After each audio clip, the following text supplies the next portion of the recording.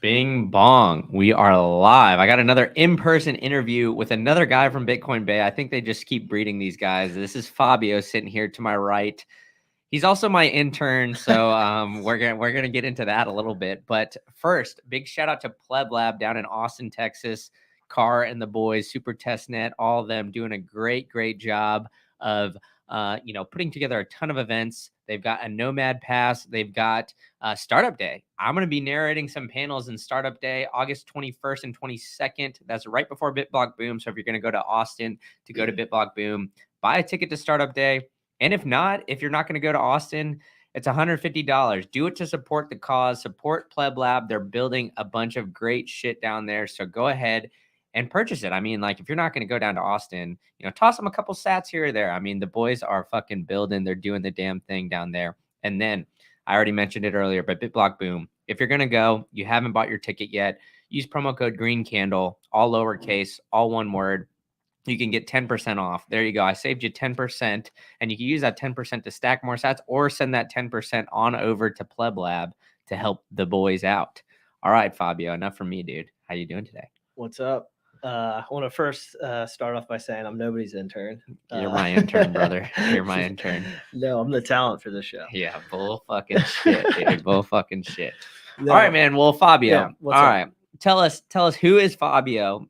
How did you get started in Bitcoin Bay and the Orange Pill story? I'll leave it like wide open. So since you're the talent here, let's hear you talk for a couple minutes, buddy. All right, I'll just rip it. So Bitcoin, my origination story into Bitcoin was actually all the way back in 2013.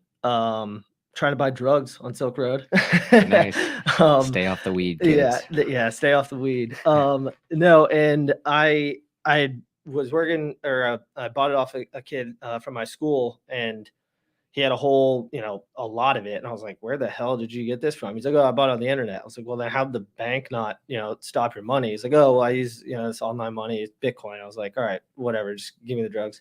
And then fast forward to 2017, I was, I think Robinhood had just like launched that year, and Bitcoin was ripping. I had some money that I had saved up from working summers, and I was like, whatever, I'm going to trade it a little bit. So I bought it, rode some of that wave up, and then ultimately, ended up selling. And then the crypto winter came after 2017's pump, and I didn't really keep tabs on it, but I was always on Twitter. So I would always get, random Bitcoin stories or things thrown at me. And then leading up to the halving in 2020, I was, keeping tabs on it. At that point I was working, so I had more money to kind of invest. I was like, hey, this seems like a pretty good idea. I'm going to put a little bit in. I understand basic economics, right? If supply is getting cut in half or outstanding supply is getting cut in half, price must go up. So I bought a little bit then. And then at that point I saw it ripping, and, price doubled and went from like 4 to 8. I was like, okay, this is pretty sweet. Then it went to 10, 15, 17. I was like, all right, now I really need to understand what this thing is.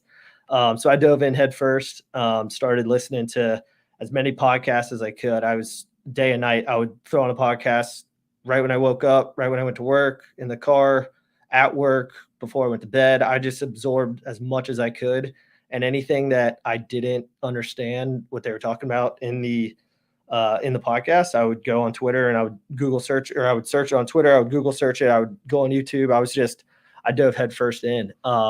And leading to Tampa, I guess, in Bitcoin Bay. I had moved to Tampa a couple of years ago from Sarasota. In Sarasota, there wasn't much of a crowd in the Bitcoin space back then, so I couldn't really find a meetup. But I came to Tampa, wanted to find a meetup. Most of them were on Wednesday nights. It wasn't working for me. And then Ben was in, shout out Ben Shrove, Roller Huddle.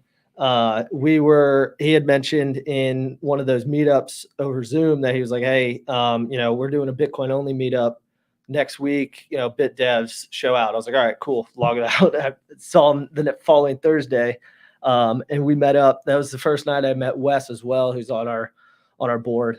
And it was, Wes. Well, actually, wait. Correction, Wes has stepped down as president. So. Yeah, right.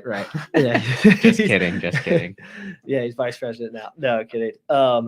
But yeah, so at that point, we after bit devs, we went to a bar and we stayed out till 2 a.m, just drinking, talking, and we decided, all right, let's dive into this. Let's do more, do what we can to kind of, turn Tampa into a Bitcoin city, right? We all love Tampa. We don't want to leave it. We don't want to go to Austin or Nashville or anything like that just for Bitcoin. We want to bring Bitcoin here, right? I mean, if we believe in what hyper Bitcoinization can be or will be, Bitcoin's going to be everywhere. So let's lead from the front here. And we that summer, we started realizing that at those bit devs, they were probably a little bit too technical for the normies that were showing up. So we started hosting more events, more kind of one-on-one basic content. And then about 6, 8, 10 months later, we kind of decided, hey, we want to be a little bit more than just a meetup. So we decided to organize as a nonprofit here in the state of Florida, and we've applied for our 501c3 tax exemption.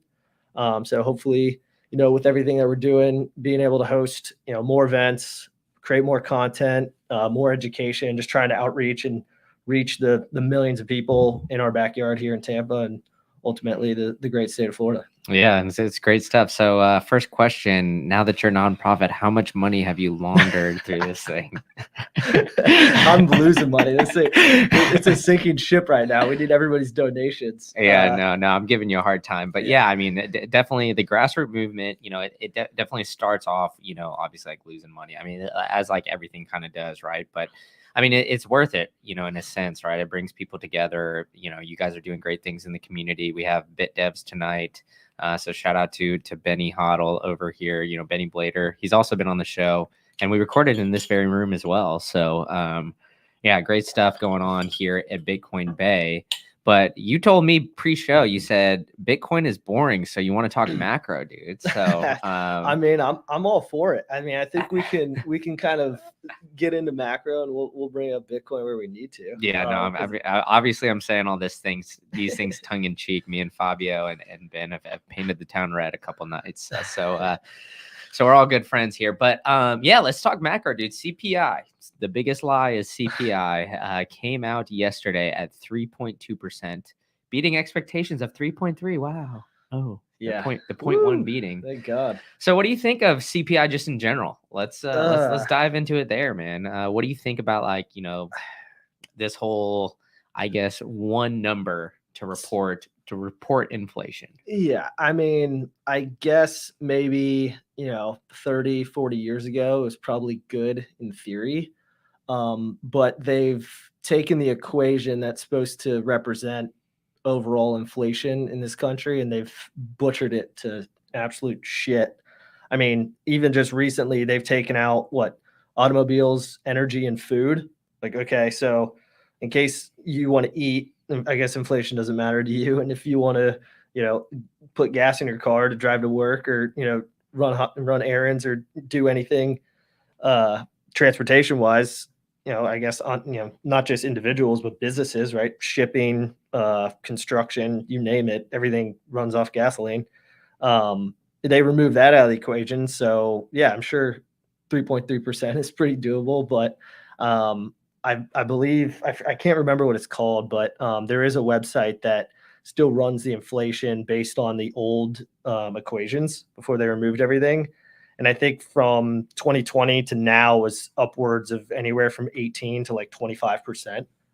It was pretty gnarly. So yeah, I'm gonna see if I can find that right now because I'd be curious to see if we can pull that up. It's called the wood index. Okay, yeah, I just found some shadow government statistics.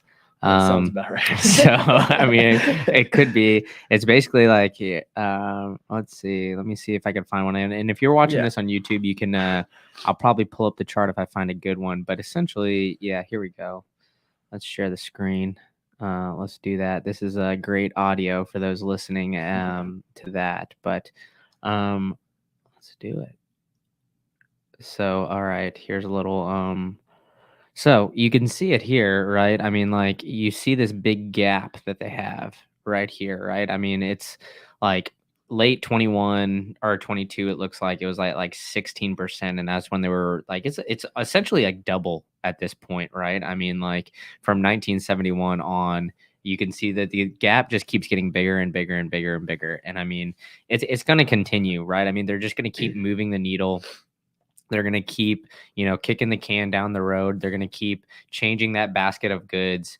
And for those who haven't seen it, the Great Reset and the Rise of Bitcoin by Pierre Corbin is a great documentary. And he kind of goes into, a lot about, inflation, like how it's calculated and where Bitcoin kind of fits in all of this scenario.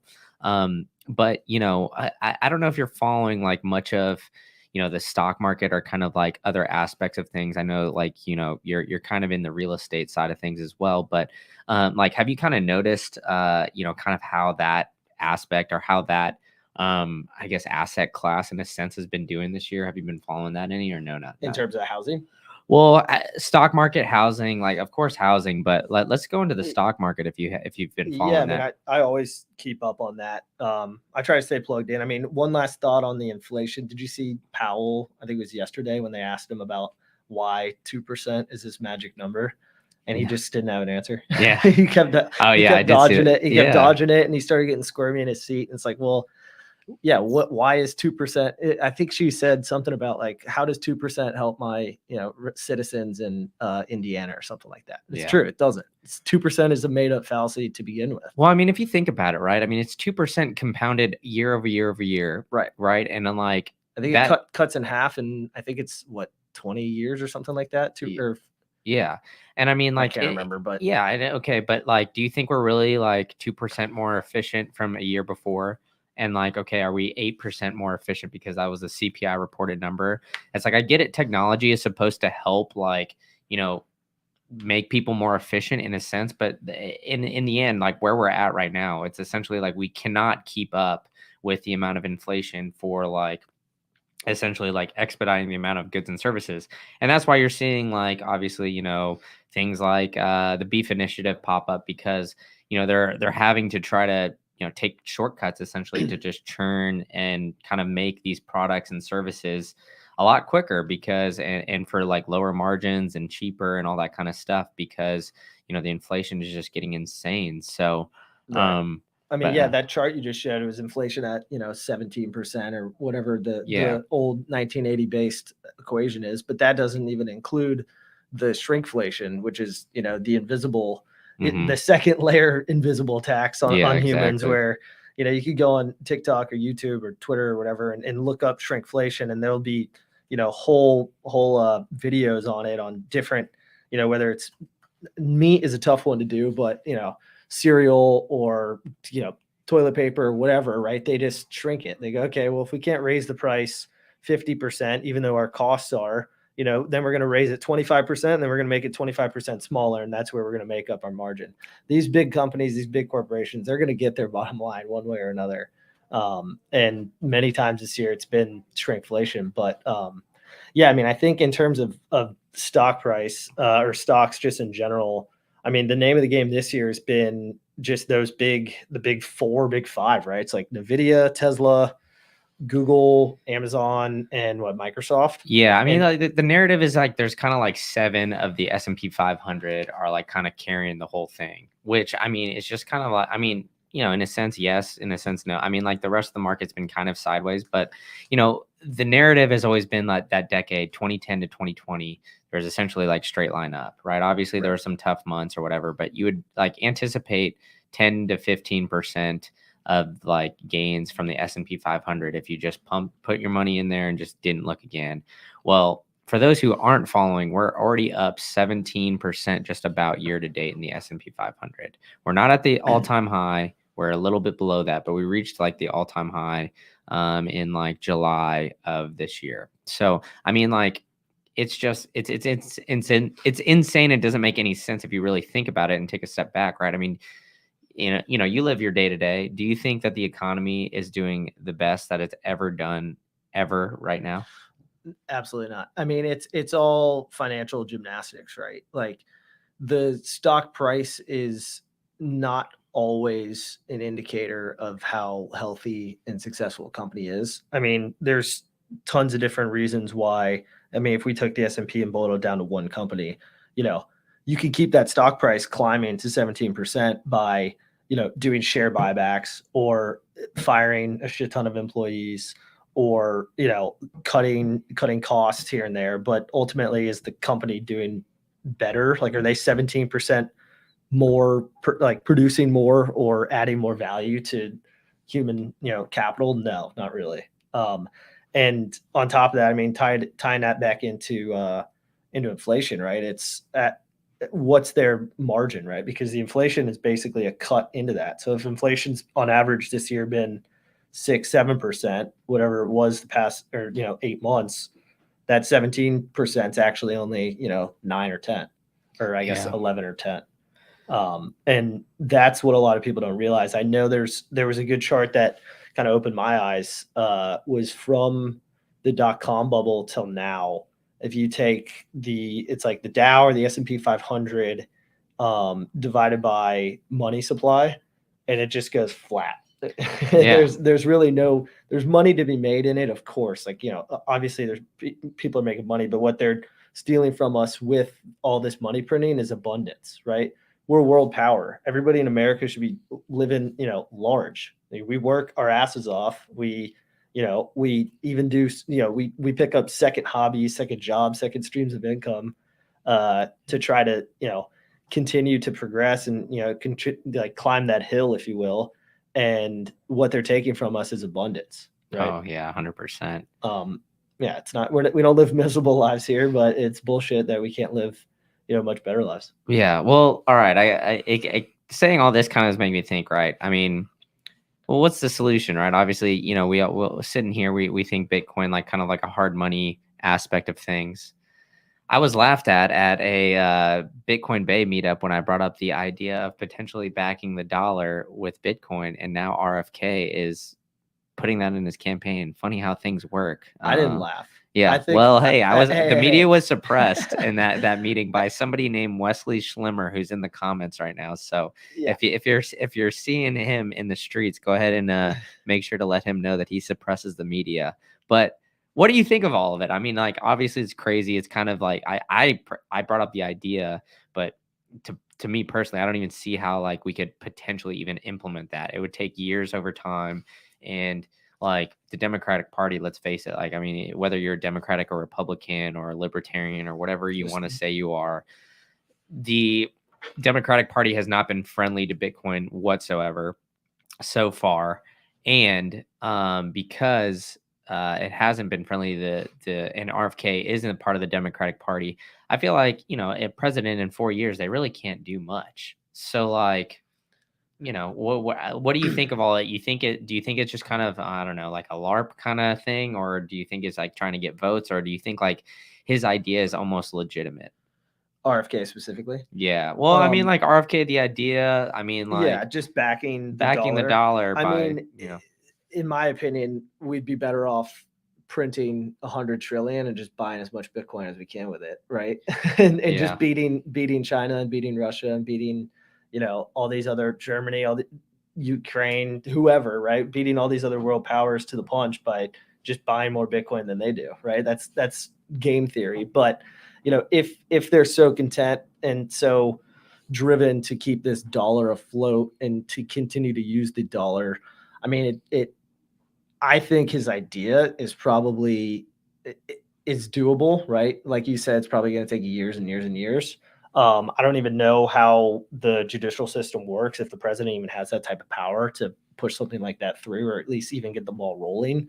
My guess is that he would get, you know, that policy would kind of get cut at the knees every which way on its way up to, you know, the Supreme Court or whoever decides it. I'm not exactly sure. I mean, the Federal Reserve is a private entity, so I don't understand. You know, yeah, the whole money system to begin with is kind of gray and cloudy. it is. So, It's so interesting to me with all this stuff. Like now that I've kind of like gotten into, you know, I'm in the content game, obviously, but I'm like following like all this stuff like way more closely now than ever I did in like economics classes or anything. But it's like, if you sit back and like kind of think about it, right? I mean, like Jerome Powell, Janet Yellen, all these people kind of in the Federal Reserve have so much power over everybody else's day to day, because they affect the money supply, inflation, kind of the monetary policy, all that kind of stuff.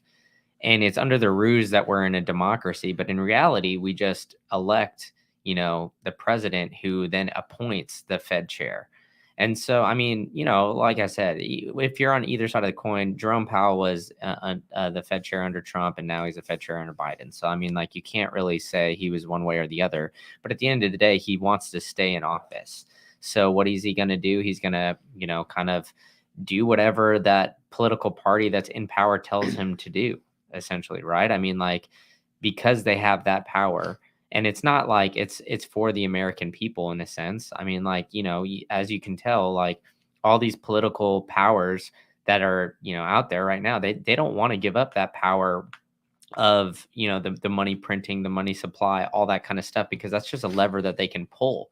Like, I mean, you saw that with COVID, right? I mean, even Trump was like, oh, I'll give you guys more stimulus. Biden did the same thing, PPP loans, like all that kind of stuff to try to keep people afloat. But, in reality, it was just like the wrong move in general. Like, I mean, sometimes we need a little bit of a correction. And that's what this whole, monetary policy that we have, causes, is that we have these business cycles where boom and bust. there has to be a boom and bust, because it can never be just like a flat line. There has to be growth when there's inflation. And if there's not, that's when we bust. And so that's like the main issue with all of this is that we're never going to be able to keep up with inflation, just, in general, right? I mean, everything that what we're doing right now is just, falling by the wayside, right? I mean, we're not going to get more efficient. If in order to have a livable wage now, you can't live off of the minimum wage, and they're trying to raise that to $15 an hour. And that kind of stuff too brings its own problems, right? I mean, like, then you're going to need a college degree at a minimum to get a job. And now college is getting more expensive too. So, I mean, it's like, it's this never ending cycle that we're kind of getting down. And it's just like, fuck, man, where's the light at the end of the tunnel here, Fabio? Well, the light's pretty orange, if you ask me. Yeah. I mean, that's how we met, obviously. But, I mean, that's every time I dive into macro, what you were just saying, right? The system, the fiat system is so gross and ugly and so intertwined that the deeper you dig, the more problems you run into, right? Kind of like what you just said, where it's, okay, well, now you need a college education. Well, college is 60 grand a year because money's basically free, and they give you student loans, and you're anticipated to pay those back, but will you ever really? Who knows? Which just drives the cost up of that. There's a million different avenues, different challenges that they face within their fiat system. But back to kind of Jerome Powell and that whole system, the boom bust cycle, right?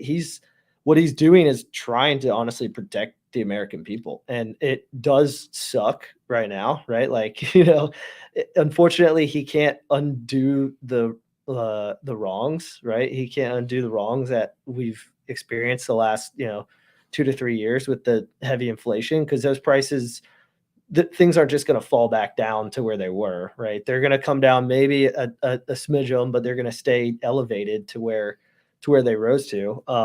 And you're seeing that, across the board, whether it's, food, housing, you name it. But unfortunately, they are in a really tough spot now, because when you've driven that interest rate down to zero, they're going to be bouncing off that zero bound until the thing explodes. And that's, the system needs more and more liquidity, right? It collapses in on itself without more liquidity. So next time we see, a crisis, a liquidity crisis, a debt crisis, it's not going to be 6 trillion like Trump printed. It's going to be probably 12 plus, right?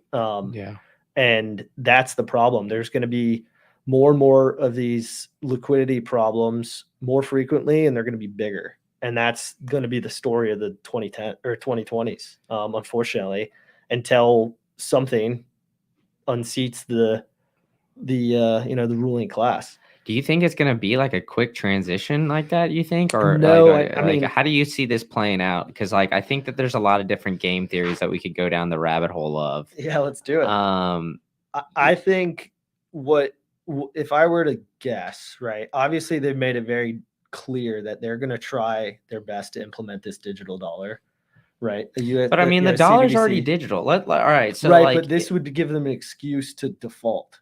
Like they yeah. could quasi default just like they did in 1971 and just flip to this new dollar, and that's just the new basis that underlines, the price value of our economy. I mean, I've given a lot of thought to this CBDC thing like recently, right? Obviously, CBDCs are bad and we should never want that implemented, but they're already monitoring, right? I mean, like, you can go to Visa or MasterCard right now and you can say, all right, how much is, I don't know, how much is Fabio and Brandon spending at the bar tonight?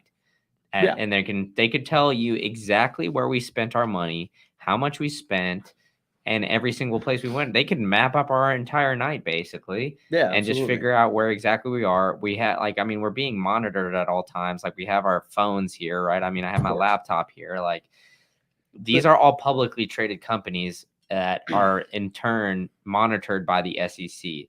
So I mean, I get it. Like CBDCs are bad, and like we already saw it in Canada, right? I mean, yeah, but it's the thing that makes it different is that right now they print money and they have to give it to the banks to distribute to the people. If Wells Fargo starts, censoring me and not letting me buy meat at the grocery store, or they're allotting how much gasoline I could buy in a week, I can close my account at Wells Fargo and then go to Chase. And if they do it, I could close my account and go to a local, credit union or whoever, right? There's a free market, availability that they don't ultimately control. The issue that I see that's a little bit more sinister than that is not necessarily the censorship aspect of it. Cause I think, like you said, if they told, our bank to say, hey, cut Fabio off, they could close my account tomorrow. And there's not shit I can do about it. But the bigger problem that I see is that it basically allows them to control this liquidity in the market without needing the lever from the outside, right? They don't need to print and then not print and print and not print. They can just go into your bank account and say, hey, Brandon, I know you got that check last week for, $5,000 or whatever. Now we're putting a time limit on it. If you don't spend it within 30 days, it's going to disappear. Yeah, that's fine. And that's fair. And that's how they're going to try to control this inflation and these prices is by like mandatory spending. Exactly. Or basically just stealing your money. Yeah. If prices start getting too high, they're going to say, hey, you're not allowed to spend anymore. And that's where things start to get very dystopian. And I think the American people at that point need to kind of stand up and say enough is enough, because if it does get to that point, like, I don't know, man. Like I think like, you're right in a sense, right? I mean, it could be like, it's more sinister than, obviously just like freezing bank accounts. They could do a lot of crazy things, right? I mean, we've all talked about the social credit score that, potentially is being implemented in China, like that kind of stuff as well. Right. But like, they could still do that here right now, I think. To be honest with you, they could, man. Like they could see like, all right, like, hey, I don't know, like like Tampa, Florida, very well known that there's a strip club on every corner here, right? I mean, like if you go swipe your credit card there, you use the debit card to pull out cash at the one that the ATM that's connected to this strip club. They could be like, all right, I don't know, Fabio, you partake in these things and you go and spend $1,000 at this strip club instead of spending money. Like we're going to just shut off like your debit card withdrawals. And then like, we're going to turn off your credit card if you like, or decline it wherever you go. And then they could also say, hey, we know Fabio's social security number because, the banks, they have to know that information. We're blocking all bank openings by this social security number. So then how do you get around that? Bitcoin. Oh, of course. But I'm just saying, like, all right, like, unfortunately, like we're not like, that's the only solution though, is what I'm saying. Yeah. So like there is like a CBDC scare aspect of it. But like I'm saying, like they've limited criminals before that were on the run from like opening bank accounts already. They've done all these kind of things where it's like, okay, you know, we're not necessarily, I guess, awake to the fact that this, like, I don't know, is like a potential possibility all the time. Because like if it was, people would get more upset. But I think we're kind of like, because of COVID, we've been inching closer and closer. Don't you agree? Yeah, no, we definitely have. I just don't think, I like to, if I'm proven wrong and, this digital dollar comes out or it doesn't come out and, we just keep coasting in this economy that we have right now, that'd be great. But, I guess for your example, right, let's say, Bill, started, he's an enemy of the state and they say, hey, look, you're not Fucking allowed. Bill. Yeah, Bill, fucking Bill. You're not allowed to have a bank account, right? He's like, Yeah. Wells Fargo cuts him off. He goes, fuck, I want to go to Chase. Chase is like, sorry, we can't do that. Sorry. He can at least in today's day and age go work at a landscaping company and get paid cash, and he can eat and he can put food on his table and he can survive. If they create a digital dollar, not only, obviously he doesn't have to deal with the banking problem, but they can basically delete his existence. Yeah. Like he can't, then he can't even go to the landscaper because the landscaping company's like, well, we have no way of paying you. Yeah. And he's going to starve to death. Like then he's just going to be, basically a prisoner of the state, if you will. That makes an interesting kind of game theory here, or like I don't know how else to word this, but one particular party is very fond of immigrants and doesn't care if they get how they come in, and so in turn, a lot of these immigrants do a lot of the landscaping stuff. They get paid in cash. They don't essentially pay taxes, right? I mean, because they're illegal, and then they get paid in cash. So then, like, what happens there, right? I mean, then it's like, all right, the illegal immigrants aren't taking your jobs anymore because you physically cannot get paid in order to do that unless you have somebody basically on the inside, like laundering these guys, these digital, I don't know, giving them a specific account and giving them a debit card in their name. Or in your name, like I would be like, hey, I'm the leader of this landscaping company, and Fabio is my worker, and he can't open a bank account, but I'll give him one of my bank accounts. Amazon gift cards. Yeah, Amazon. That could be something too. I mean, you're gonna start seeing more and more of that type of that would be like tomfoolery. But it's funny you brought that up. Just recently, I think it was like July 1st, in Florida, they enacted a new like verification policy. And funny enough, many of these landscaping companies, basically a ton of companies in the area, they saw their crews just up and leave because it was a felony if you got caught as an illegal immigrant, and then the business itself would get punished if they knowingly allowed illegals to work there. So now they have this.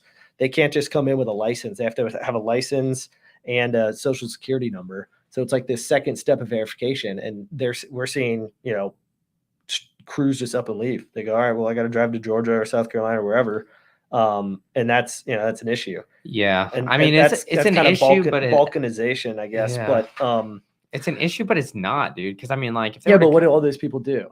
Right. Yeah. What happens when millions of people are led across the border and they live in our cities, and then all of a sudden they can't work and they can't even get helicopter money from the government. They're going to be hungry, and in many states, cold and hungry, and they're going to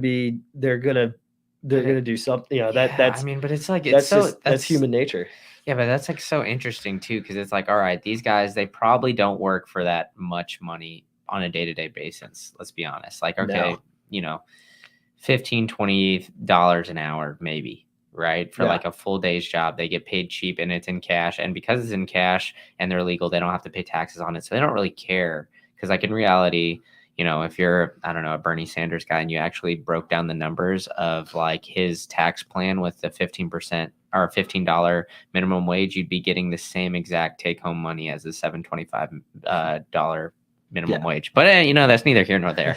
But anyway, like these guys are right, $15 a day for 8 hours, maybe, right? So what is that? That's $120 a day, and then times 5, that's what, $600 a week. I mean, that's not that much money, to be honest. But hey, That's like 1,200 every 2 weeks, and then that's 2,400 a month.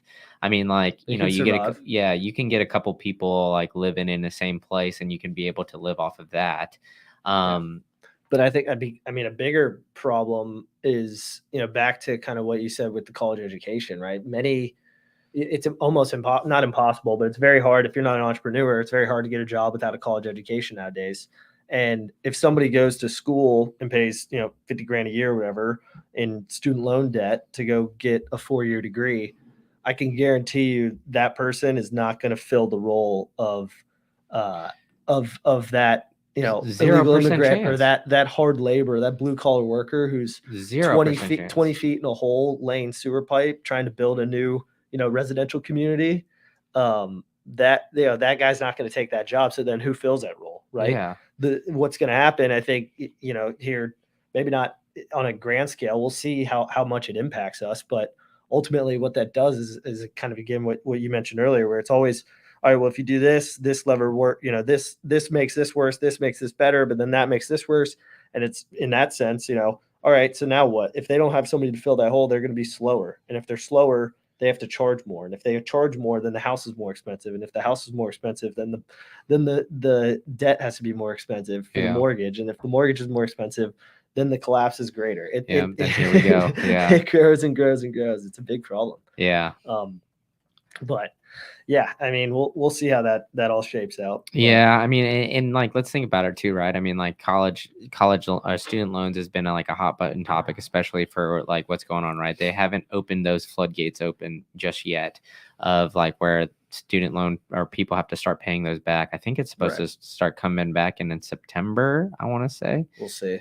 They'll probably we'll push see. it off till the next election. Oh, 100%. I mean, they've been doing it every single time, right? The new guy will make them pay, and then he's an asshole. Yeah. And I mean, like, I just saw this article while we were sitting here.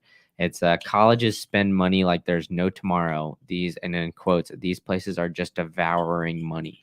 And so I was reading it a little bit as we're sitting here. The University of Kentucky has upgraded its campus by the tune of $805,000 a day for more than a decade. Oh my God. Its freshmen who come from one of the poorest states paid an average of almost $19,000 to attend in 21 and 22.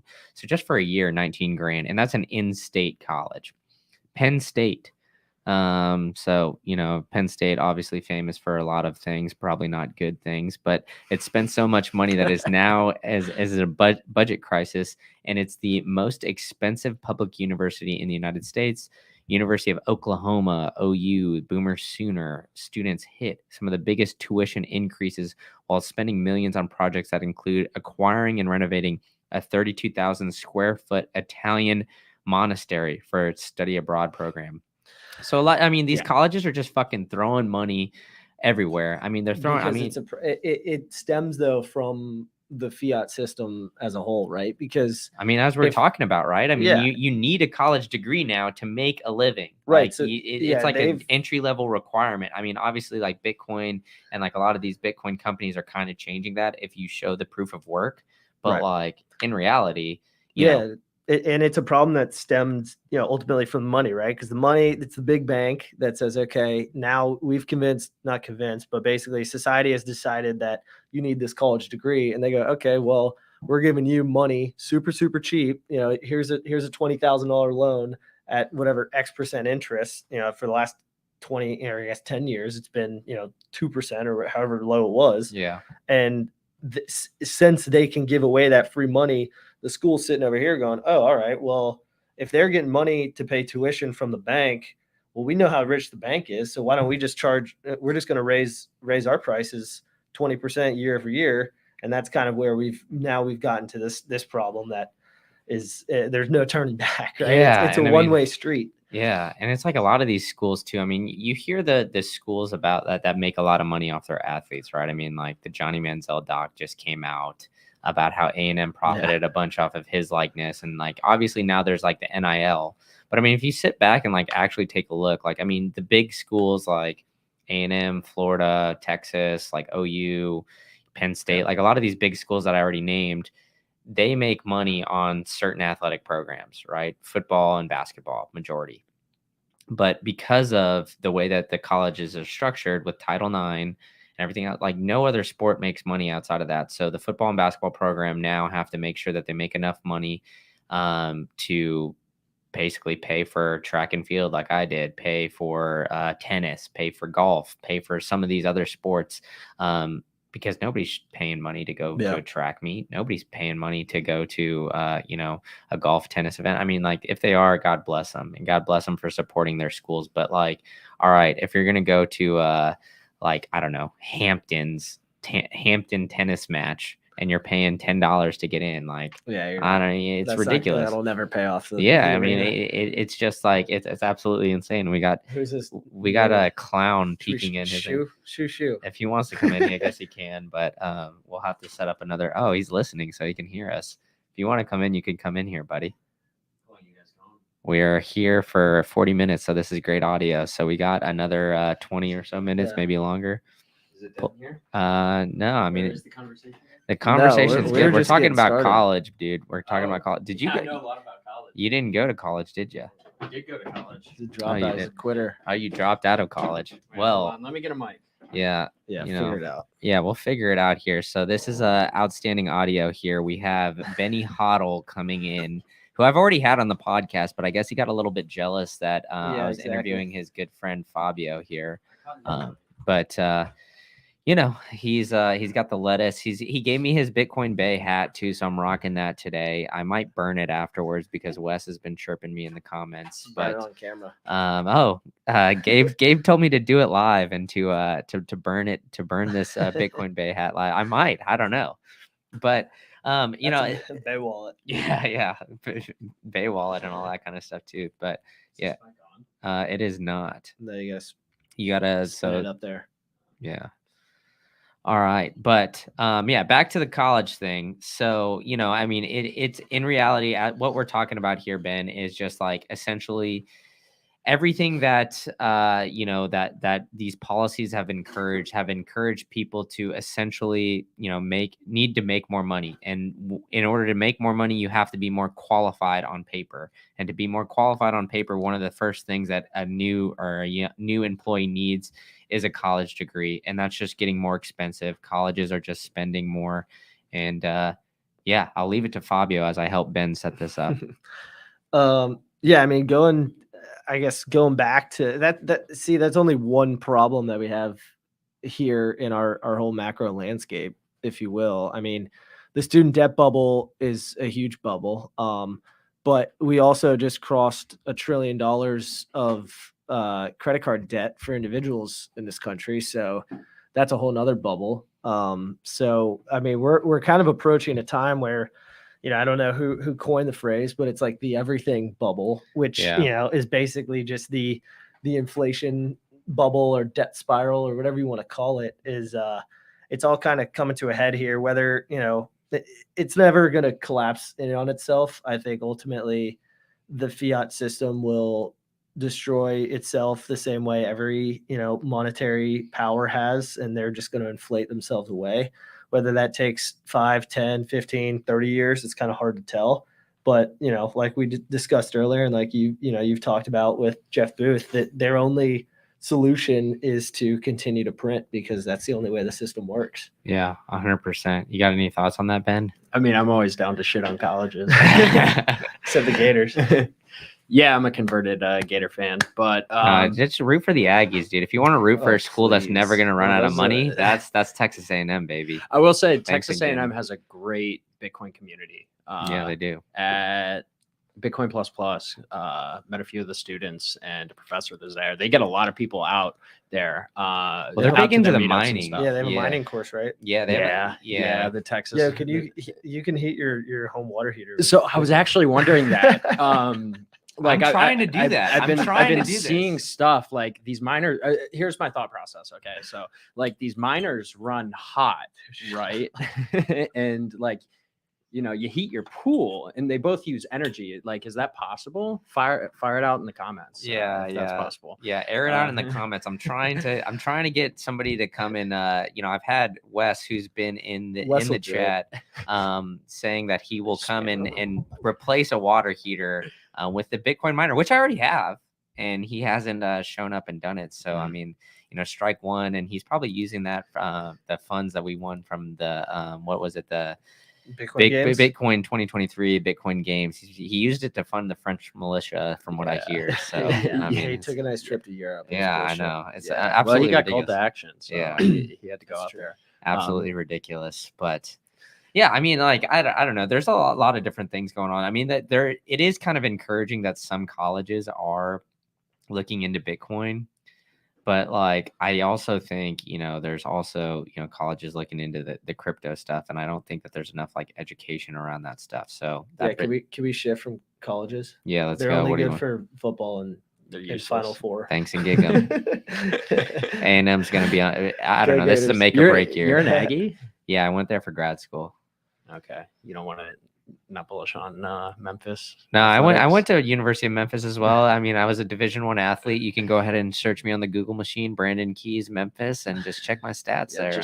Just Google Stacks. Yeah, Stacks. That was a great nickname, dude. Stacks was a phenomenal. You know how you get a good nickname? You just start talking about yourself in the third person. Just say, Stacks wants to get fucked up tonight, or Stacks is getting after it. I will say that. I did that with was Benny sick. Blader. I know, right? You just kind of start saying it. Yeah. Yeah. That's how you get a good nickname. But yeah. All right. What did you want to transition to here, Fabio? Lead the conversation since you're the so-called talent of this group. Oh, here we go. I mean, I guess. Clown. Yeah, I guess we could kind of. I mean, where do you want to go? You want to go backwards? But let's how to fix. Because there's a lot of interesting, kind of what we were saying earlier, right? These people that work for cash, they do the hard labor. The blue collar workers of America, they're the backbone of this entire country. If for whatever reason it does, they're going to have the hardest trouble, transitioning into this digital world. But I do think Bitcoin can play a very special role in that, right? I mean, especially with Lightning, if they're getting paid daily or even hourly for their work, that's a whole different type of incentive structure for hard labor. And it's going to keep some of these workers that they clock in at 7 and they leave at 5, but I drive through my job sites. Those guys take fucking 3 lunches. Every time the taco truck drives by, they buy a taco and they eat it in the shade. I'm like, damn, what? Nothing's getting done here. Can my man eat or what? Jesus Christ, dude. I guess. I mean, I don't get 3 lunches. But no, I mean, I'm just saying, like, it is an interesting setup, and I do think, we're gonna enter into this, weird world here where Lightning's really gonna ramp up. It's already starting now with the applications into, the real world and solving many of these problems in fiat. And I don't know, it's hard to say, how long this transition is gonna be. But obviously I hope it's quick and fast, because that's the easiest for everybody. But unfortunately, I think the exact opposite, dude. I think quick and fast is the most painful for everybody. I think so. I think like if it's quick and fast, dude, it's going to be the same kind of thing, right? I mean, you see, like when these big macro economic events happen, right? A recession, the rich get richer, the poor get poorer because assets inflate. Right. So if it's a big transition right away, the blue collar guy has no Bitcoin right now as it stands. So it's going to be the same exact thing where, all right, I'm going to have to pay Ben, or I'm going to have to pay Fabio or Brandon, or go to these Bitcoin ATMs, which have big margins, and go buy Bitcoin off of there in order to, go transition to this Bitcoin standard. The best case scenario, I think, for everybody involved is a very slow transition where the rich guys don't even realize that it's happening, and the little guys can kind of come in like the plebs are doing right now and scoop up sats for a little bit cheaper. And then over time, that lets them catch up, and that's kind of their life raft. And I think, like, if it's a big bloody transition, that's when, the little guy always gets fucked.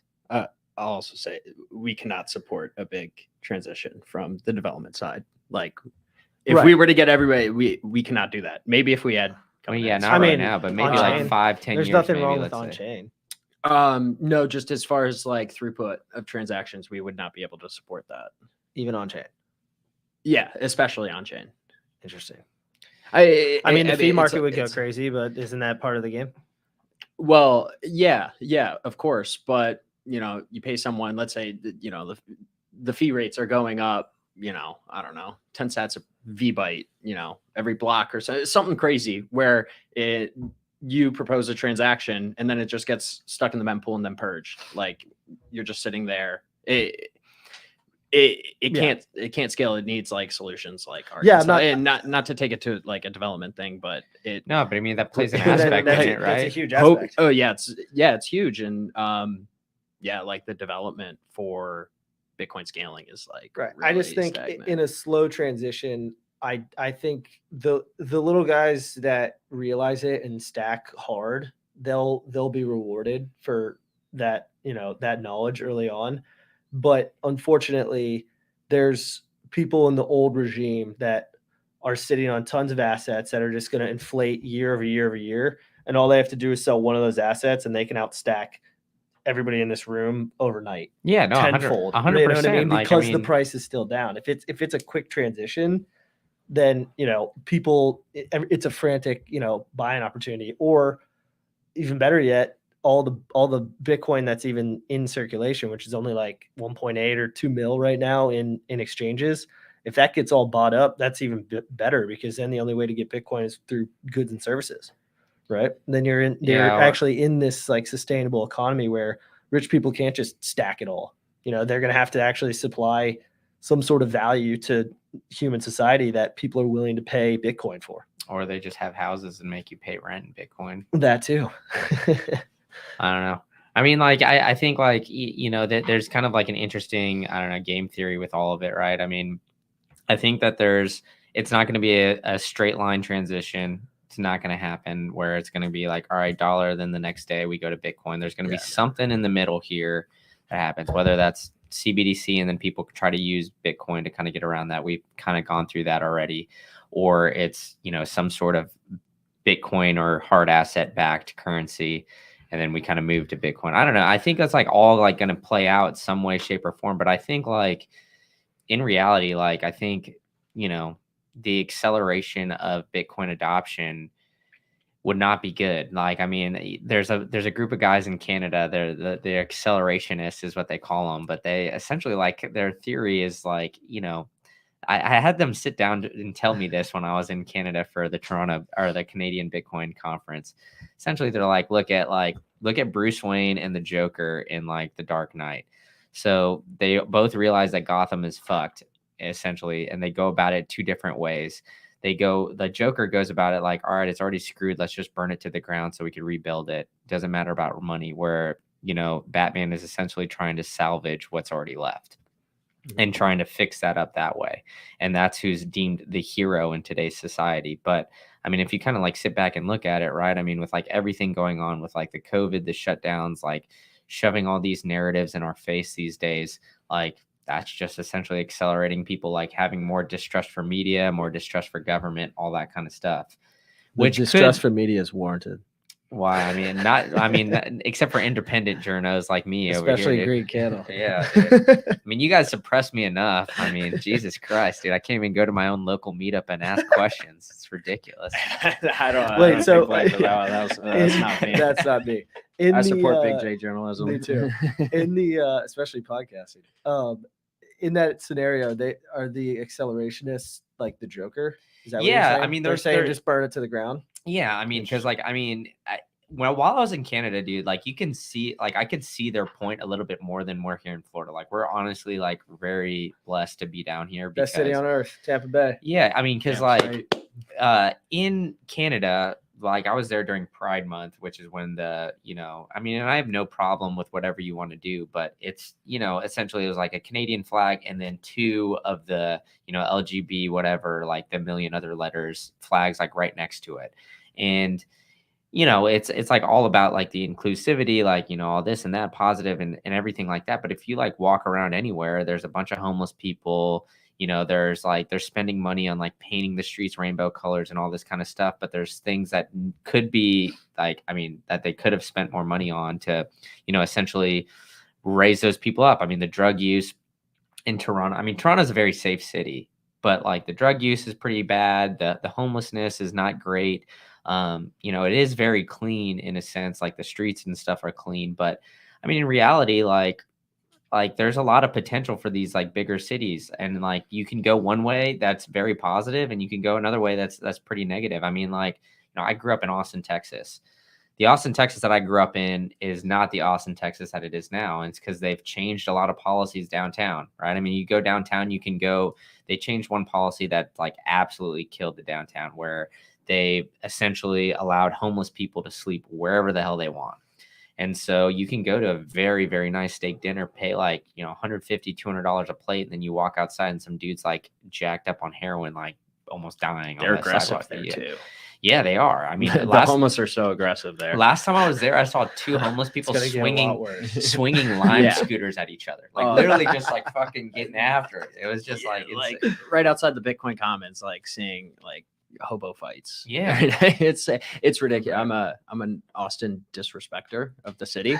like it'll always great have people. a space in my heart because I grew Yeah, up for there, sure. but it's an definitely awesome. changed. It's a really cool city, but I mean, it's like It's the policies, right? the- I mean, it's like that's like yeah, it's like you see the policies kind of take a city. Like, I mean, I grew up there and it was great. It was like the fastest growing city in America for a decade plus. Like people were just flocking to Austin. And then, you know, they get enough people in there and they, you know, aren't able to keep up. And then they turn policies one way that aren't beneficial for the, you know, city long term. It just kind of helps it short term and it makes people feel good. And, you know, that's where shit hits the fan.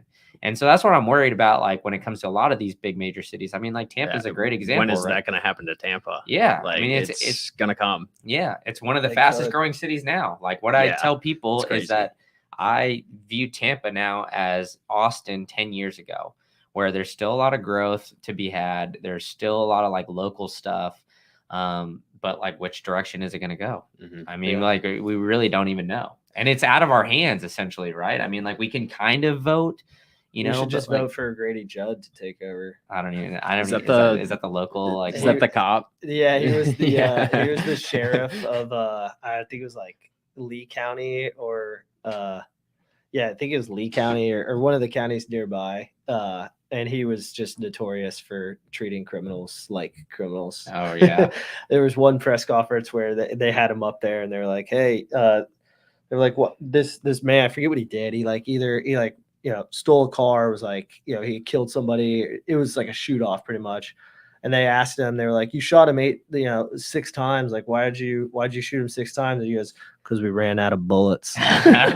Jesus Christ. But their crime rate was low, man. Yeah. You know, that's part of the, I'm not like advocating for that, but at the same time, there has to be some sort of like civil disobedience, or not disobedience, civil obedience living in a society, right? You can't just have, you know, people that have no rules and no, you know, no human dignity to just roam the streets and kind of cause havoc, right? Yeah. Because to your example, you know, that it polarizes things worse and worse, right? You go pay for a $250 steak dinner and then right outside somebody's doing, you know, homeless guys doing heroin on the side. It's like there is no middle class, and we're seeing that over and over and over again with these debt cycles and with these, you know, these liquidity events, that it's just you're either getting pushed to the you know, right side, or, you know, the you know, elites, if you will, or you're getting poorer and poorer. And it's like that polarizing effect in society is just not good. Nothing good comes out of that. Yeah, and the gap's just widening every single time, right? I mean, it's not gonna slow down. And I mean, like whether we have a recession, you know, next year or the year after, like I mean, we all kind of see the writing on the wall here with like what's gonna happen. I want to talk about that too. All right, let's hear it then. All right, I mean, so do you want me to start listing off some of the cracks I see under the surface, or how do you want to go? All right. Go for it. So we already kind of talked about it a little bit. Student loan debt, right? Yep. The repayments haven't hit. We've kind of alluded to it. They're probably not going to open that up until next year. Maybe they will. I don't know, but I kind of doubt it, right? Credit card debt at an all-time high. Personal savings at an extreme low, if not an all-time low. But employment is kind of hanging tough. I don't really know if I believe that data. It's a CPI equation again. Yeah, I mean, like, so employment's up because people have 2 jobs now. Well, I mean, this is the problem with a lot of things, though, is that the data that we use now, it's like, especially for employment, it's survey based. So they send a survey to, you know, our employers, and they're like, hey, are Brandon, Ben, and Fabio working? They'll say yes, or they don't even reply. And if they don't reply, they use ADP to track like how many employees, like, if you guys use ADP for whatever your system is, like the payroll system, they ask them like, how many employees does this company have? And I mean, you can like Google it now, like you can Google Apple, like how many employees does Apple have? And it'll always give you a round number, like estimated X amount. Right. I don't know. Let's Google it now as like a thought experiment right now where we're here. But like all this stuff, it's all kind of an estimation. So here we go. Apple's total number of employees in 2020 was 164,000. Like, do you really think that they had exactly on the dot 164,000 and they didn't be like, all right, maybe it's 164,001 or 2 or 163 and 50 or something, like the difference. It's all assuming. Steve Jobs was a perfectionist. Maybe they do. Yeah, but he's dead now. Oh, no. He's in Argentina. Or Tim Apple now. Right. But I did see what's actually really funny was I believe it was the employment numbers. You can try to look for it on Google or Twitter. But so when they release those numbers, right, they release them monthly. They have 30 days to like reconcile the data and make sure that it's accurate and like for recording purposes. And since I think the middle of last year, at least like the last 12 to 18 months, every single time they've released it, by the end of the month, they put in an error correction and they lower it by like 10 or 15%. Yeah. And it's just shell games, right? It's all a shell game, dude. Everything's a fucking shell corporation, you like can, Bitcoin Bay, big shell corporation. You can manipulate data and strangle it until it gives you the answer you want, right? That's the interesting thing about statistics and whatnot, right? You can make it any type of chart. Oh, you can make it. Yeah, you can make anything say exactly what you want to say. Like, I mean, when Mitch Trubisky was having a good year, I was fucking just making all these like random stats about how he was a better quarterback than Dak Prescott. So, I mean, that was what I spent a lot of my time doing. So, you were probably able to convince people. Yeah, I Fabio convinced was myself with Kenny Pickett today with me. Yep. Johnny Manziel. Oh my god! Oh my god! You're gonna eat your words. Johnny Manziel had 0 hours of film watch though, dude. Yeah, you can tell. Kenny Pickett, yeah, small hands. Yeah, all right, Kenny Pickett's gonna have a great year. Don't worry. But no, see, that's so what we went through 3 cracks. What else? Yeah, so 3 cracks. So yeah, unemployment. Okay, so I did. Let's rewind here. I did credit card debt, personal savings, student loan debt not being open, employment being kind of okay. The Fed's going to continue to raise interest rates, right? I mean, there's right now their prediction of the hike is not going to be, or the pivot is not going to be until spring of next year. That's like what the Fed's funds rate says right now, which obviously, in turn, higher for longer. It's supposed to make money like a little bit, harder to come by, that kind of stuff, which should lead to more unemployment. I don't know, but obviously that's an aspect of things. Inflation, it's sticky, all these, like everybody who says that inflation is going to come down is just like it never comes down. Right. I mean, like if you go get your oil change at Jiffy Lube and it's $60 and it goes to 80, Jiffy Lube is not going to be like, oh, well, hey, inflation's down. So that $80 that everybody got used to paying is now 60 again. Yeah. They're not going to go down to that. They got to pay their people more because they have to have more expenses because gas is still hot. I paid $3.99 a gallon of gas here just recently. Like, are you fucking nuts? Like, Jesus Christ.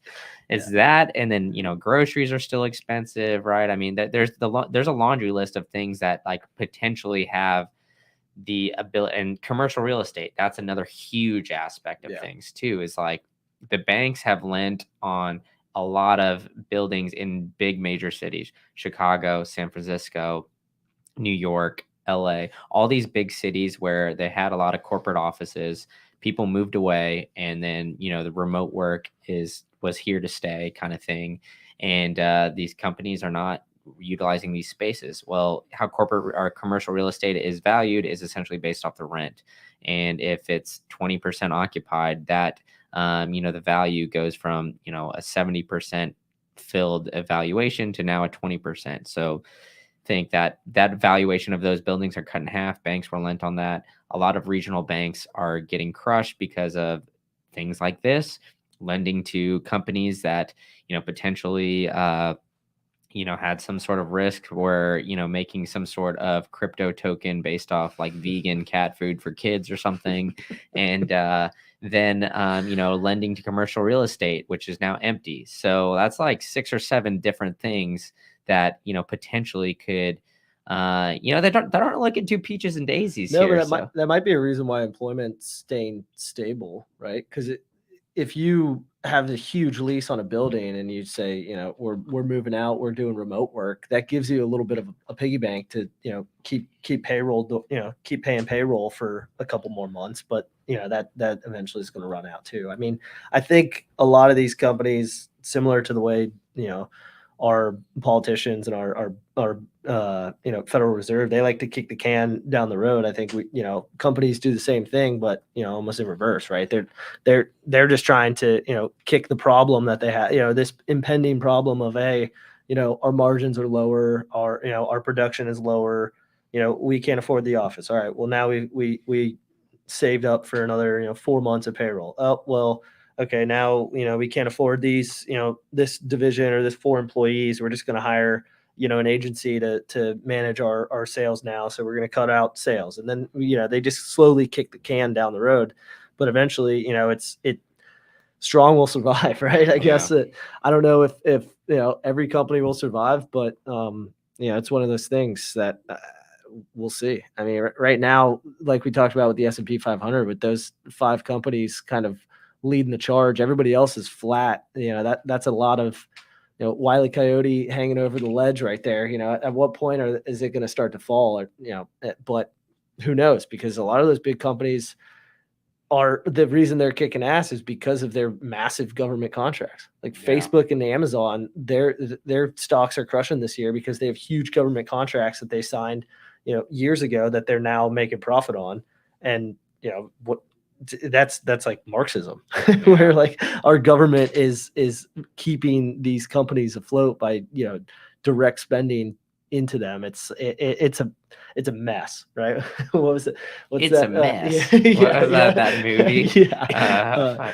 What is it? He's like that was the guy from Zach The Hangover. Galifianakis. He's like what is in that movie? He's like running for some like government thing in him like and Will Ferrell. I think in like North Carolina. Yeah, that was his whole tagline. It's a mess. It's and he just brings a broom. The campaign. Yeah. No, isn't no, like not the campaign? I don't think so. I thought that was with Kim Jong-un in North Korea. Yeah, I think that's that one. No, that's The Interview. Oh, okay. Yeah. Then campaign probably. I was thinking of the there's a video that I think it was like a newscast. It was like after a hurricane or something, and some lady goes on, she goes, and bring your broom because it's a mess. Exactly. Yeah, you're right. It is a campaign. I just like that. But yeah, I mean, it's not all black clouds, right? I mean, I kind of smile at the hopes of a recession because it's a huge buying opportunity, right? Because they're, in my opinion, they're not going to have a prolonged recession. If they start to have one, they're just going to turn the money printers back on. And then at that point, now if you pay attention, you can kind of follow these capital cycles to where, if they were to pivot next week and say, oh, we're going to start printing again, I don't know, I'd probably end up looking at houses to buy because I know they're going to jack up in price over the next 2 years. Yeah, but like you look at that, you have the financial ability to maybe do that.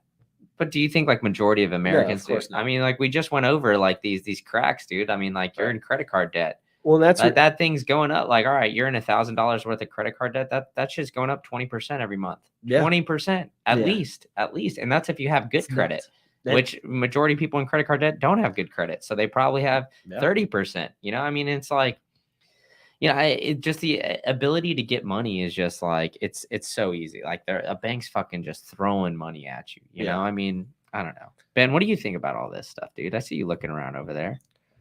I'm a fiat simpleton, really. Yeah. I just build Bitcoin software. Well, that's what I was going to try to bring it back into Bitcoin. I mean, to your point, whether, I'm financially savvy, whatever, it doesn't matter. I am not, who knows? At least I know about Bitcoin, but that's part of the adoption challenges that I think we have, at least in this country and even globally, where it's like, hey, why don't you own Bitcoin? They're like, motherfucker, I barely pay my like bills. Yeah, I know. I get paid every 2 weeks and it's out the door like immediately. So it's, where do you fit saving for Bitcoin into that equation? And for millions of Americans and billions of people globally, savings doesn't even exist. Like they're trying to figure out how to pay bills, let alone save. So it's like, that's you being Batman and not Joker. Yeah. Right. I think I'm the Joker to your Batman. Yeah. Like it's I think it's interesting. Like now, like RFK, talk is cheap, but talking about, I think he said like 1% of dollars being backed by Bitcoin. That's a start. That's a start. Like in my, again, fiat simpleton brain, like that's the only thing. Like that's the only thing I can see. And I think you guys and your listeners would agree with. But like the only, I can look at all these charts and stuff like that, and it's just like, all right, it doesn't matter. Still comes to the same conclusion in my head. Like I don't. That's Bitcoin. Yeah. I just Well, continue to stay humble. We do have Gabe in the chat who asked. So shout out to Gabe. He asked, what is the most bearish scenario for Bitcoin? So, yeah, let's do it for Bitcoin. We kind of just went over the bearish scenario. I just lined it out for the entire economy, right? I mean, I just listed out like the 7 fucking cracks that we got underneath. But like, what do you see as the bearish scenario for Bitcoin? I'll leave it to you guys first, and then I'll back clean up here. You want some time? Yeah, I got some. Okay. Yeah, I got most bearish scenario for Bitcoin right now. BlackRock ETF. In the definition or whatever that they applied for, allows them to choose the best chain. So let's say in a world where we had the BlackRock ETF and we had, like block size war is going to be cash. BlackRock decides what Bitcoin is in that ETF, and it's BlackRock. They're going to have a lot of it. So let's say one day, Bitcoin go to proof of stake. BlackRock agrees. They, just like every other company in the world, they have a large stake in. Bitcoin's the proof of stake chain. That's the real Bitcoin. I can see it like a way of suppressing psyoping. Yeah, we would have that new chain already, right? I mean, because when it forks, we have the equivalent in the we get the airdrop. Right. So but it is under the definition of what BlackRock thinks Bitcoin is. Right. That's kind of weird. Who knows? I think the government's not going to have them redefine what that means. No. Do network participants maybe win that one out? But when you have a player with as much capital as BlackRock, where they're going to be bringing in large institutional buyers and stuff like that, and where they're holding custody, they're going to choose what they want. I mean, these are the guys behind ESG and this stuff. So, I don't know if they changed the code. I forget who's behind that, but that's a scary scenario. And then also just like pushing Bitcoin to the edge of a cliff, like slowly KYC, tax it, make it illegal. Like the stuff with the App Store, like taking that stuff off, like stuff slowly pushing it to the edge where just like it's too much of a headache to even try to use it, where the only way you can transact Bitcoin is over a ham radio. I mean, I think that would be, just to play devil's advocate, obviously that's a horrible bearish scenario, but I think game theory would start to kind of come into play there, where other countries would then, basically say, okay, fuck BlackRock and fuck your new chain. We're going to adopt, the real one, and if that better hope it's the Saudis. They're the only ones that would have the capital to go against BlackRock. I mean, that's $40 trillion in assets under management. Yeah. I mean, that's fair. But I mean, let's be honest here. Like BlackRock owns everything. Like if you break it down, I mean, like BlackRock and who's the other big player? I can't even. Vanguard. Yeah, Vanguard. We've been chatting here for a little bit, so it's spans by name. But if you like look at, they're the biggest investors in MicroStrategy. They're the biggest investors in like a lot of the like all the food companies are the biggest. Yeah, they own 80% of the S&P 500. Yeah, they're the majority shareholder. Of 80%, of the S&P 80 fucking 500. percent, and like, That's all right, so crazy. That's called Marxism. That's Yeah. what that is. Our country has been taken over by Marxists. And like nobody realizes it because they live under this illusion that it's a free and open market when in reality it's not. I mean, like, you know, people say Bitcoin's manipulated. Well, fuck, the stock market's manipulated. Real estate investing's manipulated. I mean, like all this stuff is manipulated to the point where it's because the dollar is not backed by anything. It's because like, you know, you have the ability to just push a button and print trillions of dollars. And I mean, it's like, you know, it's gotten to the point where it's like insane. Like we have a small majority of people that have a massive amount of power, and they don't like, we can't vote on, you know, who's the, I don't know, CEO of BlackRock or what decisions they're making because they have all the money. And in reality, like we live under this ruse that, hey, like, you know, we're in a democracy, we live in a free and open country. Reality, we're just like run by fucking BlackRock and Vanguard, and we have been for quite some time.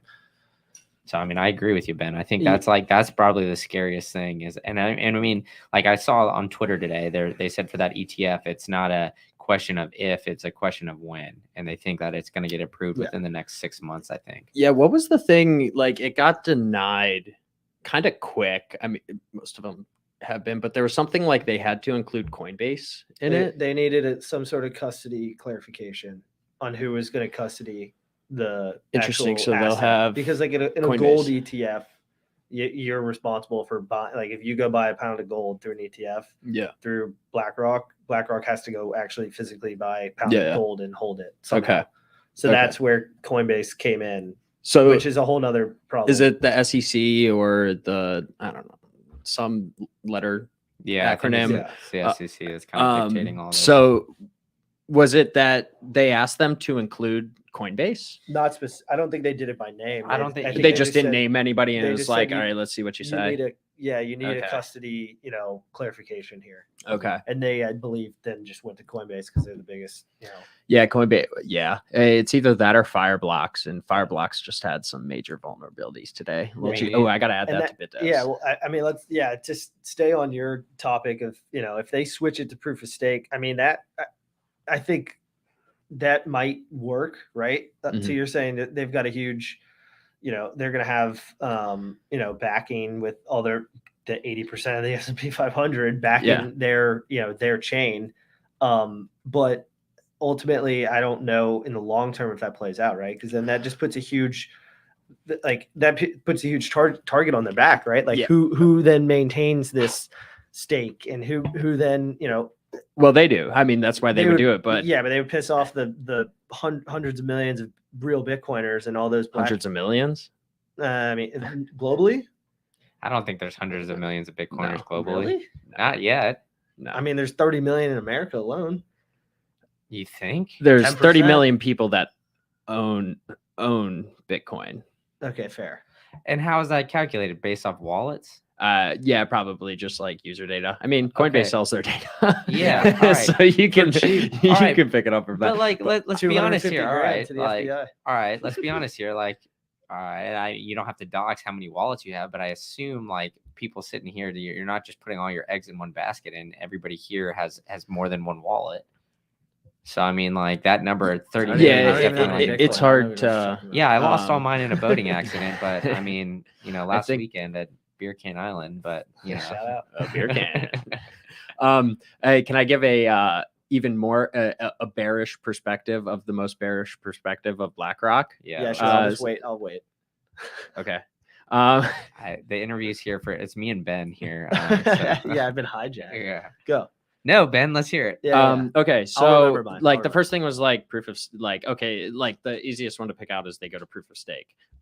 What if they were to hey, we're going to introduce this new cryptographic scheme instead of Schnorr ECDSA, like what signatures use, we're going to use our own that has a backdoor into it because there's so much Bitcoin loss. Like we found that like 6 million Bitcoin are lost, and we're trying to do this, and like we need a way, maybe in the limits of the 21 million, but we needed a way to like recover these. So we're going to add a back door that we have access to, and that they could then take people's Bitcoin and stuff like that. And like, that's their chain. And like, that's like a form of CBDC where they can like backdoor into your wallets and stuff like that. Like there's a lot of, or, you know, just increasing the limit, faster block times, like whatever they want to do.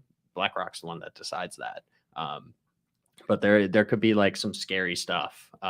Like, yeah, I agree. But then I think at that point, they're just making their own crypto token, right? Because on the chain that they forked from still is going to have. Bcash they or are, something, right? but Well, no, the chain how they that define forked it. from, the real Bitcoin would still be the problem 21 is million capped. There is no, you cannot they- change that. Game theory cannot. There is no type of they game de- theory that changes that. no, in their filing, they specifically say they define what Bitcoin is. Okay, but they don't. We, the people, do. When you That's have the whole reason of it. what I'm talking, when you have like people buying, like when people go to buy Bitcoin, they're going to go to BlackRock first. Okay. They're going to buy that ETF. They decide what that is. They don't have to, though, is what I'm saying. Yeah, they don't have to, but do you think Of course they don't. Yeah, I mean, but like, do you have But there's full still- faith in the average normie's ability to be like, okay, I don't trust BlackRock? No, but that doesn't matter because there's still the game theory of fixed asset. The only fixed asset in the universe will, over a long enough time horizon, will outperform. It will beat that because that owning something that nobody else can reproduce is like, that's the magic. Yeah, I don't know. I agree with you. I No, it would be agree. very scary, and it could probably take decades to play out where like they would dominate. But as long as blocks were still hitting every 10 minutes on Bitcoin's blockchain, I think ultimately Bitcoin would play out. But you're not wrong. I think They capture miners. Yeah, Miners move over. You're going to mine this chain. Hash rate goes down. Price plummets. It's easily taken over. I don't think you're giving enough credit to BlackRock. but I think you might BlackRock be giving fucking too rules much everything. credit. We just went over it, dude. They control your food. They control what you put they've into got your body. everything. They want your money now. They don't have they don't have the grit. They don't have They don't have They don't have the the They don't have the grit. You don't Fuck think they can BlackRock. get in the trenches, bro? No, they can't. Fuck BlackRock. All right, they're in their ivory tower. If Yo, BlackRock, get Larry Fink in the chat. if BlackRock was a football player, who would you think they would be? A punter? No, absolutely not. That's what it sounds- That's what it sounds like, dude. You don't think No, they can that's get the BlackRock's the trenches? towel guy. Yeah, BlackRock was the water boy just. No, they're a star quarterback, but they'll never win the big game. Oh yeah, what? Kirk Cousins? They're better than Kirk Cousins. All right. They're better than Kirk Cousins. Then who's Yeah, all right? Then I don't who's, know. They're like they're Josh Allen right now.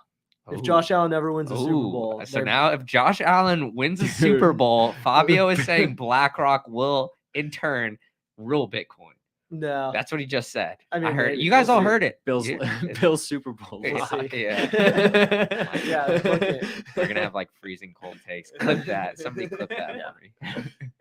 All right, No. Fabio, you've been waiting patiently. Let's hear your bear. I mean, story. ours is Just kidding, I'm obviously gonna it go has right to now. be- It has to be ETF related, but it's similar in the same way. But they create a way to basically do what FTX did, which is create these not actually buy the asset. paper Bitcoin. Right. Then they just paper over Bitcoin, and then every other ETF papers over it, and that's what it is. Because BlackRock's not the only ETF, right? There's going to be other Oh competitors. yeah, of course. There's gonna be like Right. 7 So or 8. unless Yeah. they all follow BlackRock's lead, for your example, then people would just say, "Well, I don't want to buy whatever shit coin BlackRock's creating. I'm going to go buy it from Vanguard or from Wells Fargo or fucking from whoever." Right. That there is still that free market element. All right, I got a question out of that. Do you think that the all-time high from last cycle was suppressed because of the paper Bitcoin that was being sold by FTX? Yeah, it was Celsius? math. They doubled the amount of Bitcoin that was mined in 2022 alone just by the paper Bitcoin that they sold. What do you think the all-time high price would have been outside of 69,000 if it wasn't suppressed by paper Bitcoin? I guess double, probably like 120.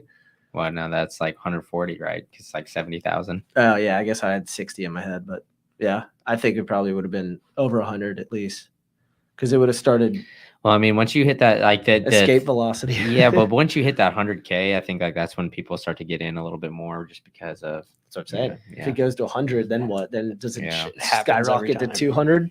It's $1, then it's 10, Skyrockets in yeah, flight. flight. Afternoon delight. Yeah, I don't know, but no, I mean, it was math. I remember, I don't know if it was Foss or somebody kind of ran those numbers. It was like, hey, based on what they said on their books that they sold, that they didn't, that amount of quantity basically doubled the mining output for the entire year. Yeah, I wouldn't doubt that. Which is I wouldn't kind of doubt that at nuts. all. So that's, I guess, my bearish, Gabe, if you're still listening, that Yeah. that my bearish sentiment in terms of price is if every ETF just papers over it and then they kind of I think decide that's just like a short term, when like the kind price of bearish pumps or thing not. though, because like the paper Bitcoin stuff, like it gets found out eventually, right? I mean, there's enough things on chain, there's enough like chain analysis, chain analytics, like all that stuff where people would be able to tell that, I think, over time.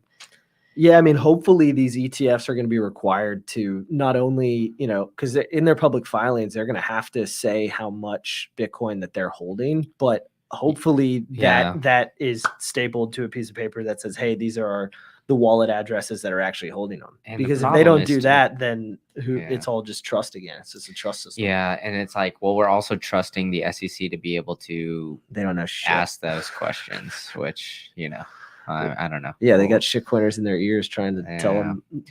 I mean, like proof of stake. Gensler, I don't know, man. I feel like Gensler, he knows Bitcoin and Oh, like yeah. he knows, but like everybody else in there doesn't. And he's like, not like, I don't know. I feel like he's like been sitting on his hands too much. So he doesn't really know what the fuck to do. But I don't know, man. We'll see how that all plays out. I mean, they probably, whether it's, I don't know what his job description is, but I can almost guarantee he can't just go behind a microphone and be pro Bitcoin. Yeah. That's probably definitely against his, abilities as a, regulator. So whether he wants to or not, I mean, with him teaching at, what was it, Harvard or MIT? I mean, he was teaching Bitcoin correctly in those years, before he was the SEC chair. But, I think now he can't just openly go promote it. Because if he did that, it'd be a panic to the to the over the counter purchases. Everybody would start going, oh wait, what the fuck? Yeah. We need to own some Bitcoin. But that's, I guess, you got bearish because I'm thinking bullish. All right. Well, I mean, my bearish scenario is just kind of like Ben's already kind of outlined it a little bit in his scenario, but I think like just like the choke point 2.0 that they've already been kind of saying, like just killing the on ramps, like all these companies. I mean, like in reality, it's very difficult in the United States now to get like non-KYC Bitcoin. I mean, you have to like kind of go out of your way. I had Hetty Walk on, who has like a great like walkthrough of how he does it with like a Bitcoin ATM. But like, I mean, the way he does it is he gets like a burner phone, he pays cash for it, he makes a fake burner email for this one time, then you go out, like you spend a lot of money, and then you buy Bitcoin at a margin on a Bitcoin ATM in order to do that. Yeah. And like, how many normies are actually going to want to do that? Johnny right? Manziel said it. Yeah. 0. Yeah. I know, man. 0. But hey, Johnny probably could have got his grandfather to launder some Bitcoin for him. So maybe we just all hit up Johnny's grandfather. Yeah. Yo, what up, Papa Manziel, dude? Hey, come launder some money for me. My grandpa's a G. Yeah, dude. That's But, sick. yeah. We missed a big one. Satoshi's coins moving. I don't really think that's bearish, though. Oh yeah. I don't think that's bearish. Oh yeah, that's big time bearish. I don't think that's bearish. No, I mean but then that's like, okay, that's like Big saying, time. okay, everybody, like, I don't know, however many wallets that now have over 1 Bitcoin, they all sell off after we hit 100K or something. I It's guess like, what makes that bearish? It destroys the narrative What narrative? of Bitcoin. yeah, The anonymous founder, that they're gone. I mean, how Okay, much of but conversation is like Satoshi created Bitcoin, then left it, to disappear. don't That think- like I- those Okay, a but million, then those million doesn't that Bitcoin. contradict your whole like BlackRock creating the new Bitcoin? If everybody knows that the creator is BlackRock, why would they go buy BlackRock's Bitcoin? No, I'm talking about the Bitcoin. I'm narrative. aware. Yeah, I know. I'm saying, but Yeah. that's why it's not bearish, because It's very bearish. You can't be on both sides of that. You're I'm not no, following so- you, Fabio. I don't Yeah. know where you're going. so with this. if you're saying Satoshi's coins move, Yep. and it ruins the narrative. Correct. The narrative being that the founder is anonymous and nobody knows who it is. Benevolent and that's founder. and that's bearish Correct. for Bitcoin. Correct. So why would it be bullish for BlackRock's new Bitcoin if everybody knows that they're the founder? No, that's not what I'm saying. Like BlackRock just creating their own, like that's whatever they decide what they can do, whatever consensus changes that they decide what the chain is. I'm talking about if Satoshi's coins were to move, that means that those million Bitcoin are back in the market. Cool. Awesome. I'll buy them up. Yeah, but do you think in all seriousness? No, I think it like severely impacts the narrative of Bitcoin. I don't think it. In all seriousness, though, like I don't see how that could ever be a scenario, right? If I had 100 fucking Bitcoin right now, it's like worth over like billions of dollars. Look, I'm sorry, I'm fucking selling some of that. 100, dude. He has like millions. Yeah, no, I'm saying like, but I get. But I'm saying like, I'm saying like it's billions of dollars. unrealistic. Like it's just like there's to me, there's like that scenario. Just like I don't know. It's unrealistic. He he went went from nothing to it's just like a shadowy super coder, he would have moved him. And he could have been mining, like, granted, he could have been mining too on the side, right? Where he's has like, way more Bitcoin, than what's like hidden in Satoshi's wallet that hasn't moved. But I mean, I think it would be bearish for the short term. Everybody would freak out. People would sell, but ultimately it would be like, okay, well, is Satoshi the supreme leader of Bitcoin now? No. Okay. Yeah. It's a big part of the narrative, though. Yeah. But he can't do anything. It's not like he can come in and be like, oh, I'm in charge again. Like, go fuck. No. Yeah. I'm not saying like Satoshi the person. What if like Satoshi is the CIA or something like that? Like who like questions open up of like who actually created this? Like they're still around. They've been holding it for this long. Like an individual is not going to like. I mean, it ruins the narrative. A lot of like. Yeah, I think I don't know. It was like Lynn Alden or something like that. It's just like money is defined by the narrative, or I throw out Lynn Alden's name, but whoever it is, it's like it kind of like ruins the mystique. Yeah, I understand. And Lynn, if you want to come on the podcast to dispute this, open invite. I know you're listening. But I mean, I get it too. Like, I mean, it's like, she's definitely in the live chat. She's in my phone right now too, maybe blowing me up. Just kidding. Yeah. But yeah, I mean, like in all seriousness, like I agree, right? Like money is the narrative, right? Right now, the money that we back everything is based off trust of the United States government. So I mean, it's like the same kind of thing, right? If Satoshi sells off his coins, do you trust Bitcoin now because like it's built on this narrative that shadowy super coder who doesn't have his keys, or a group of people or whatever that have kept this away? So I mean, that's fair. We are all Satoshi. Yeah, I heard that somewhere.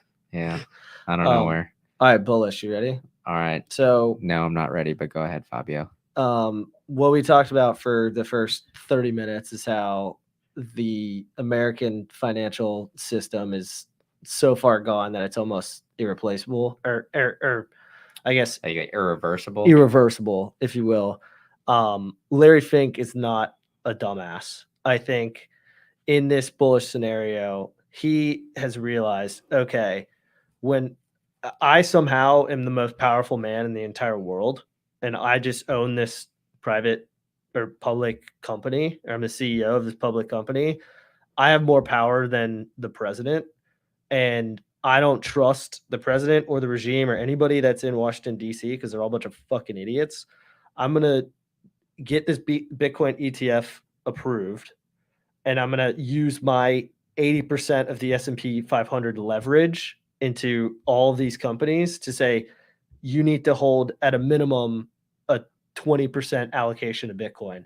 And then he's already pumped his bags at the price down. And then all of a sudden there's $100 trillion of wealth that comes into Bitcoin, and the price rockets, and he's the richest man still in the world.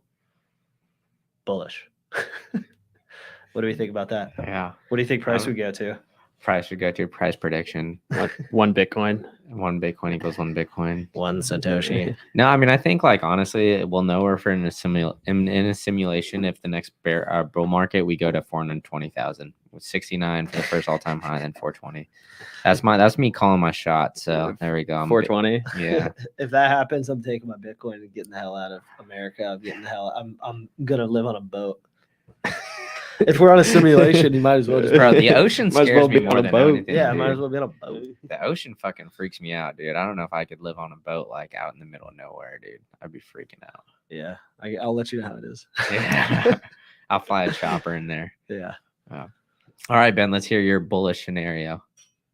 My bullish scenario? Yeah, do you have one? Doesn't sound like it. Dude, The way you worded that. Do you He even loves being a Bitcoin, bear. bro? Yeah, no. I don't know what I'm it's just kind of fiats be fiat. Like Nice. Just fiats keep doing fiat things. I don't like Yeah. it Implodes.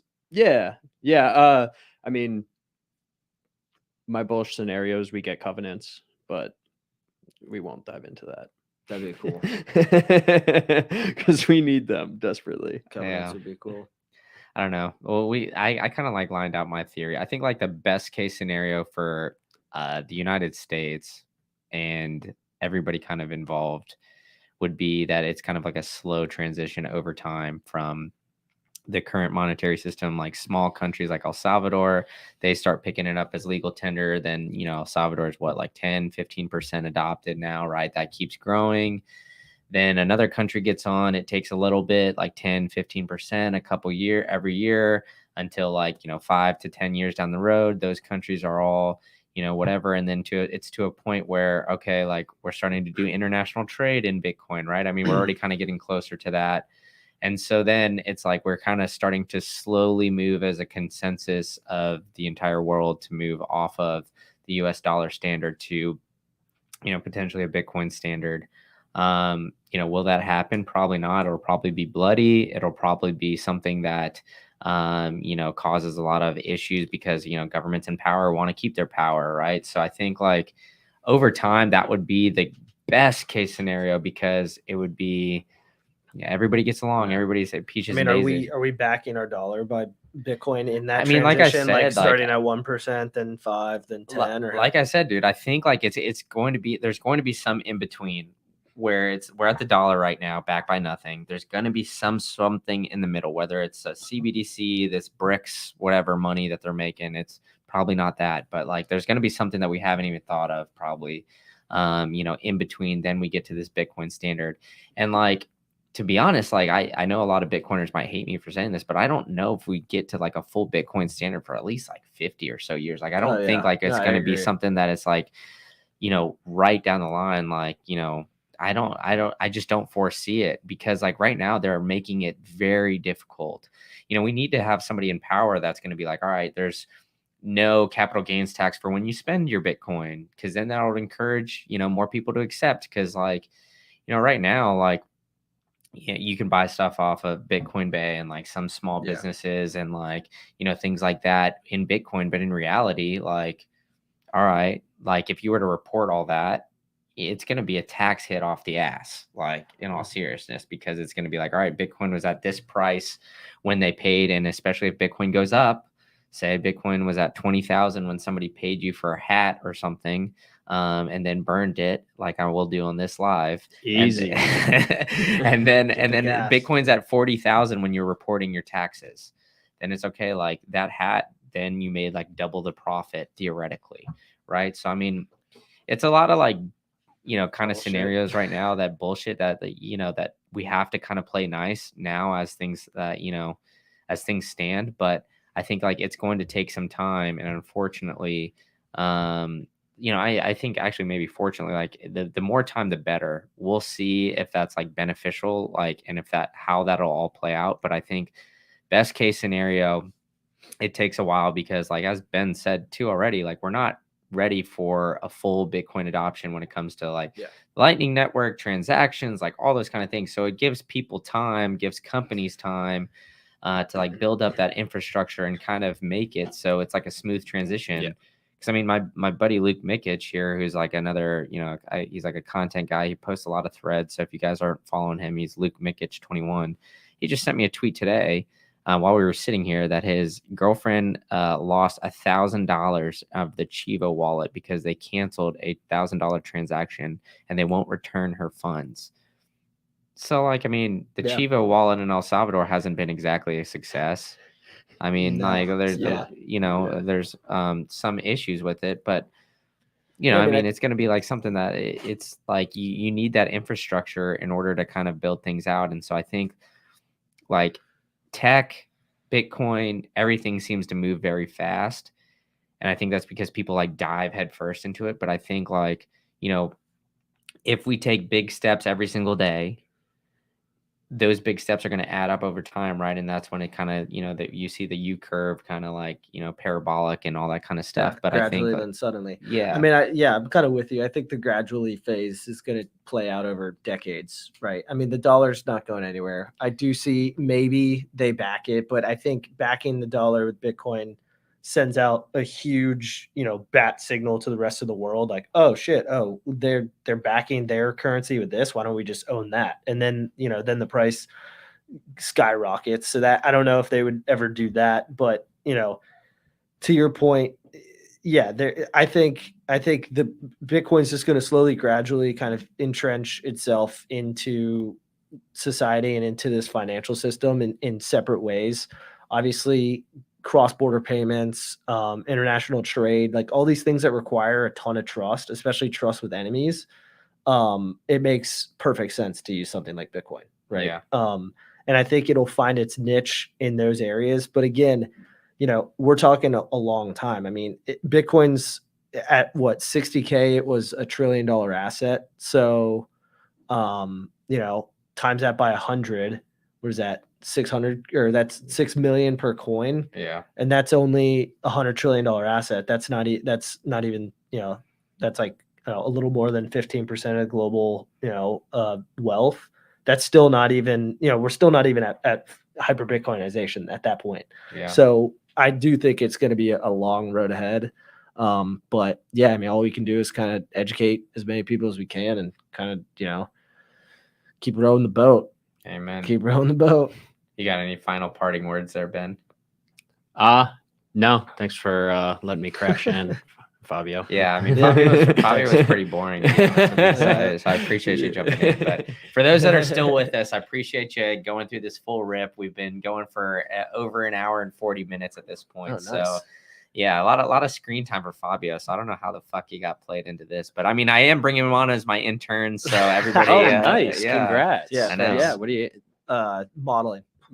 Yeah. Yeah, Nice. I'm gonna be Nice. getting Gotta show off merch. that new logo. Yeah, I'm gonna get merch. Yeah, the new logo, you can see it on the top right. Hopefully I get some hats or something here soon. Yeah. Oh Yeah, I am looking for, in all seriousness, I am looking for an intern. So if you've made it this far and you're listening to my podcast, like shoot me an email, greencandleit@gmail.com. You got a new website too. Oh, Jesus Christ. No. God damn. You haven't shared? No, I haven't shared that yet. Yeah. You're waiting to. He's logging off. Yeah. So BitcoinBay.live. Yeah, BitcoinBay.live. And yeah, if you haven't already, hit that subscribe button wherever you get podcasts, especially the YouTube. Help the thing grow. And yeah, boys, thanks for coming on in. Next time we need some whiskey or something. Yeah, dude. Next time we should just do this like little drinking or kick back. Kick back. Pregame, Friday night pregame. Yeah, I know. Amen. See you tomorrow.